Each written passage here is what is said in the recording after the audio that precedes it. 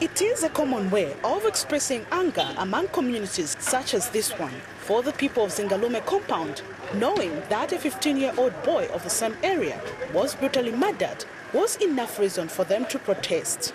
The murder, which has since been confirmed by a post-mortem conducted shortly before burial of Billy Longwe, raised emotions of these residents who resorted to breaking and looting the shop where the murder is believed to have occurred.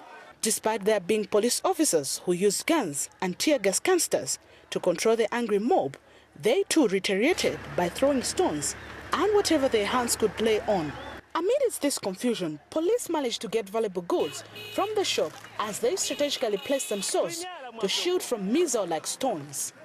Even at the time they were driving off with the goods, the residents continued throwing stones at officers who were forced to fire shots in the air and tear gas to scare the unruly crowd. The uncle to the deceased, Mofat Museteka, now explains the findings of the autopsy.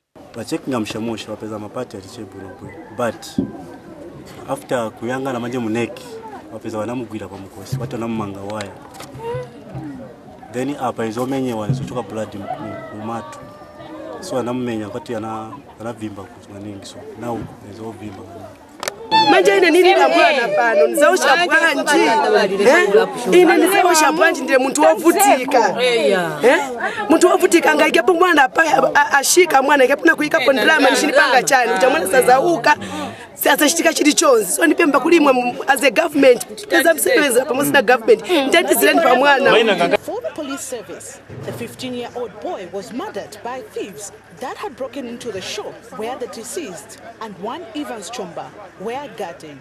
Some 3 days ago, thieves came to that shop, entered and decided to go and steal. But little did they know that inside there were 2 boys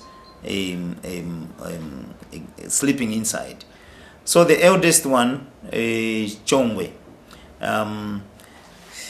hid himself behind the counter. But the younger one decided to be brave and face the criminals, this Longwe Piri. So one of the criminals hit him with a metal bar. It was so hard to such an extent that he could not survive. What is hard to believe for the residents is the fact that the alleged theft has only been reported after news of the boy's death.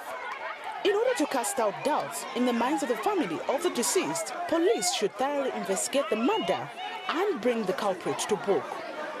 Mwapek Mwenda, Muvi TV News, Lusaka.